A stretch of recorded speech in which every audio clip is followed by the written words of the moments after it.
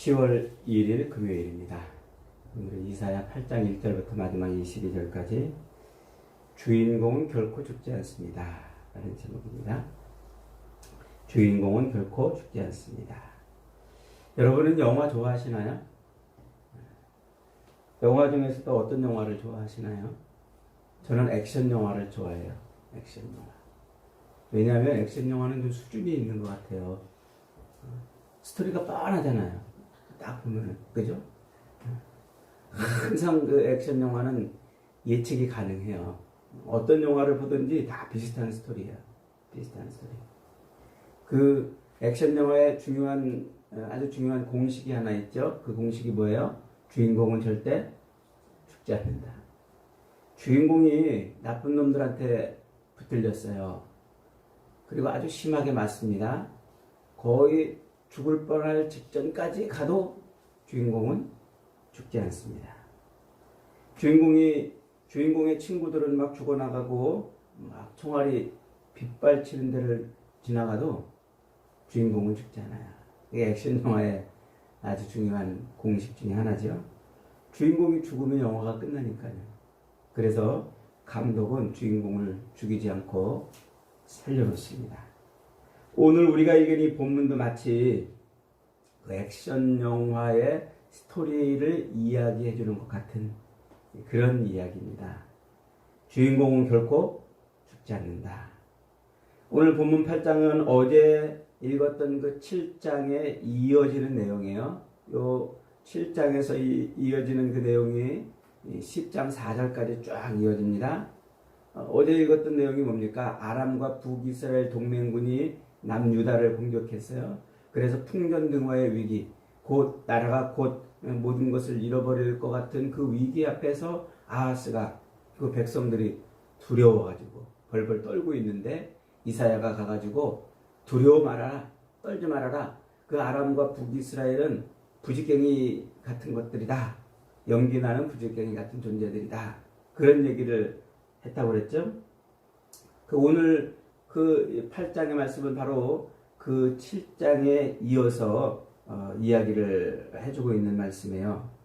어제 읽은 그 7장의 가장 중요한 말씀이 뭐냐면 7장 14절에서 이런 말씀이 있었어요. 그러므로 주께서 친히 징조를 너희에게 주실 것이라. 보라, 처녀가 잉태하여 아들을 낳을 것이요 그의 이름을 임마누엘이라 하리라. 그가 악을 버리며 선을 택할 줄 알 때가 되면 엉긴 젖과 꿀을 먹을 것이라 그랬어요. 그러니까 아람과 북이스라엘의 동맹군의 그 침략 앞에서 두려워서 벌벌 떨고 있는 그 아하스 왕에게 이사야가 하나님이 함께 하실 거니까 하나님께 엎드리시오. 하나님께 도움을 구하시오. 그랬더니 아하스가 뭐라고 그랬어요? 아우, 나는 하나님께 엎드리지 않겠다. 하나님께 도움을 구하지 않겠다. 그래서 이제 이사야가 이 말을 한다고 그랬습니다. 그래서 이 말의 의미가 뭡니까? 처녀가 아이를 낳는 일, 불가능한 일이거든요. 처녀가 아이를 낳는 그 일이 일어나는 것처럼 북이스라엘과 아람의 동맹군의 손에서 너희를 건져주겠다는 거예요.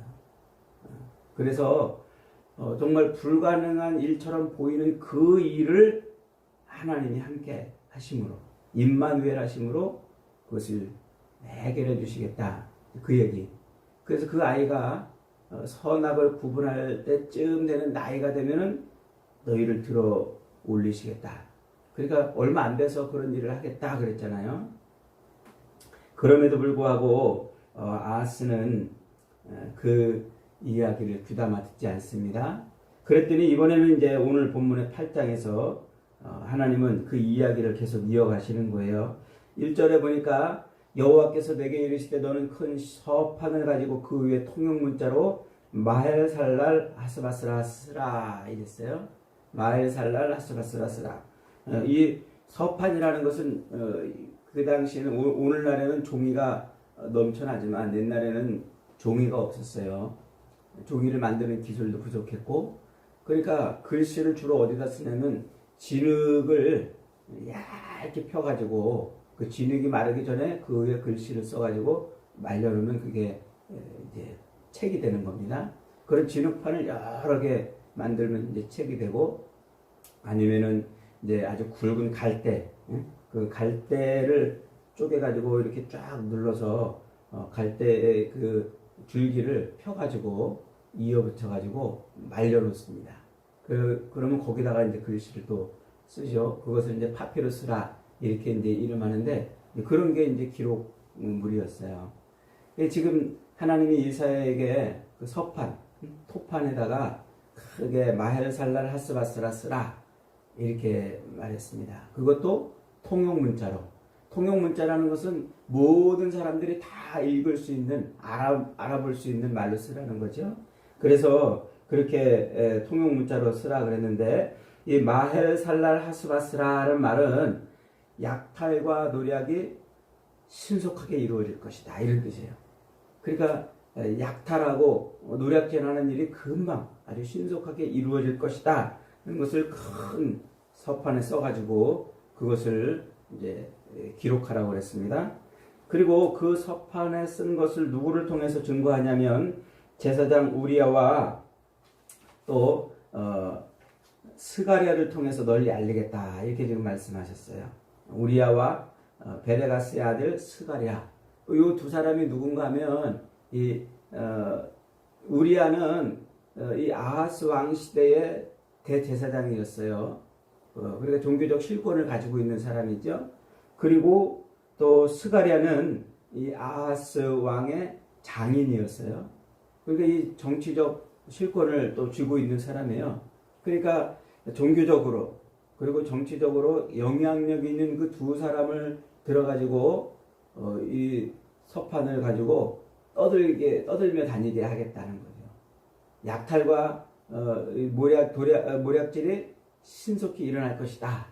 그 얘기를 이 두 사람으로 하여금 막 사람들한테 떠들며 다니게 만들겠다는 것이죠. 3절에 보면 하나님은 또 이사야가 아내와 동침하여 낳은 아들의 이름을 마헬살랄 하스바스라 그랬어요. 그러니까 약탈과 노략질이 신속히 일어날 것이다라는 그 이야기를 이사야가 낳은 아들의 이름으로 지으라고 했어요. 왜 지금 하나님은 이 이야기를 이렇게 서판에도 쓰게 하고 그가 낳은 아들의 이름으로도 이렇게 또 해놓으라고 그러는 걸까요? 그 이유가 이제 4절에 나와요. 4절을 읽어보면 이는 이 아이가 내 아빠 내 엄마라 부를 줄 알기 전에 다메섹의 재물과 사마리아의 노략물이 아수르 왕 앞에 옮겨질 것입니다.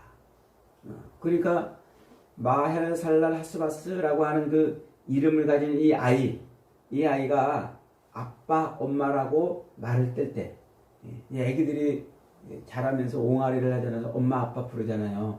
근데 지금 이 우리말 번역으로 아빠 엄마 이렇게 번역을 해놨지만은 옹알이 수준이에요. 옹알이 수준. 왜 우리 애들이 아빠를 부를 때 막 말 배우면서 아빠를 부를 때 아삐 막 이러잖아요. 또 엄마를 부를 때 엄마 이러잖아요. 요럴 때. 그러니까 아직 엄마 아빠라고 이렇게 정확하게 발음하기도 전인 상태인 거죠. 아주 짧은 시간이라는 거예요. 이제 애들이 막 옹알이를 끝내고 이제 말을 막 배울 때쯤이면 이게 1살이나 한 2살도 2살이 채 안 되는 때란 말이에요. 그때 어떤 일이 벌어진다고요? 약탈과 노략이 신속히 이루어졌는데 그 신속하게 이루어진 약탈과 노략물이 다 어디로 간다는 거예요? 아수르에게로 넘어간다는 거예요. 즉 아람과 북이스라엘이 유다를 탈취하고 약탈해간 그 약탈물이 어디로 넘어간다? 아수르 왕에게 넘어간다. 이 아기가 자라가지고 이제 옹알이를 막 끝내서 말하기도 전에 그 짧은 시간에 간다는 거예요. 그러니까 이 말은 무슨 말이에요? 이 아람과 북이스라엘이 아수르에게 아주 신속하게 멸망할 것이다. 그 얘기를 지금 하고 있는 거죠. 그러면서 이 아람과 북이스라엘의 멸망이 이 코 앞에 다가온 이 이야기, 그 이야기가 왜 지금 유다 백성들에게 중요한 이야기인가 하니까 5절로 8절 말씀에 아주 중요한 기가 막힌 은유로 지금 설명해 주고 있어요. 5절에 이렇게 시작합니다. 여호와께서 다시 내게 말씀하여 이르시되 이 백성이 천천히 흐르는 실로와 물을 버리고 르신과 르말리아의 아들을 기뻐하느니라. 그러므로 주 내가 흉용하고 창일한 큰 하수 곧 아수르 왕과 그의 모든 위력으로 그들을 뒤덮을 것이라. 그 모든 골짜기에 차고 그 모든 언덕에 넘쳐 흘러 유다에 들어와서 가득하여 목에까지 미치리라. 이게 이 말이 무슨 말인고 하니까 이스라엘 유다 백성들이 그 아람과 북이스라엘 군대로 인해서 두렵고 불안해하고 있는데 하나님이 아하스로 하여금 하나님 앞에 엎드리라고 했더니 엎드리지 않았잖아요. 그리고 이 아하스가 역대하 28장을 보면 무슨 일을 하냐면은 되레 이 다메섹의 신상을 갖다가 예루살렘 성전에 세워놓고 또 아수르가 섬기는 그 아수르의 신상 그 우상을 조각해가지고 오히려 예루살렘 성전에 갖다 놓는 거예요. 그러니까 얼마나 하나님이 기가 막히겠어요. 하나님 앞에 엎드리라고 그랬더니 안 엎드리고 되레 이방 신상을 갖다가 성전에 갖다 놓는단 말이죠. 그러니까 지금 하나님이 말씀하시는 게 뭐냐면 북이스라엘과 이 아람의 군대가 신속히 망할 것이다. 노략과 약탈이 신속하게 이루어질 것이고 그것이 불과 애기가 옹알이를 끝내기도 전에 이미 아수르에게 넘겨질 것이니까 이제 망할 것이다 라고 하는 이야기를 하면서 동시에 유다 백성들의 죄를 지적하고 있는 거예요. 지금 유다 백성들이 뭐라고 말하는 겁니까? 이 백성이 6절에 이 백성이 천천히 흐르는 실로아 물을 버리고 르신과 르말리아의 아들을 기뻐했다. 이 르신과 르말리아는 이 아람과 북이스라엘의 왕의 이름이에요. 그러니까 천천히 흐르는 실로아 물을 버렸다 지금 그러는데 이 천천히 흐르는 실로아 물은 예루살렘의 기혼샘에서 이렇게 솟아나온 샘물이 졸졸졸졸졸 시냇물처럼 졸졸졸졸 흘러가지고 예루살렘으로 들어가는 그게 실로아 샘물이에요. 그러니까 아주 큰 샘물이 아니고 조그만 샘물인데 그 큰 예루살렘 성읍이 그 기온샘에서 나온 그 실로아 샘물에 의지하여 살고 있는 거예요. 물이 없는 예루살렘의 높이가 한 780m, 저 도봉산 정도 높이 정도 되거든요. 그런데 그곳에는 물이 부족하잖아요. 그래서 그곳에 있는 사람들이 생수로 쓰고 있는 물이 그 기온샘에서 나온 실로아 샘물이란 말이에요.